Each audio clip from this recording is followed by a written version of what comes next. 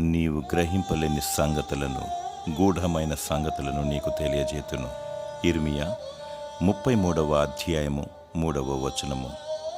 దేవునికి మొరపెట్టినప్పుడు ఊహించలేని విషయాలు, గ్రహింపలేని సంగతులను దేవుడు నీకు బయలుపరచును.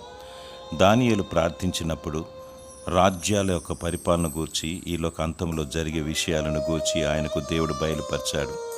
నీవు దేవునికి మొరపెట్టినప్పుడు అర్థము కాని మర్మాలను దేవుడు బయలుపరుస్తాడు. నీ జీవితానికి కావలసిన విషయాలను దేవుడు నీకు తెలియజేయను. దైవ చిత్తమును తెలుసుకోవాలి. ఆత్మీయ జీవితంలో ఎదుగుదల పొందుకోవాలి. దైవికమైన విషయాలను, మర్మాలను ఇతరులకు పంచిపెట్టాలి.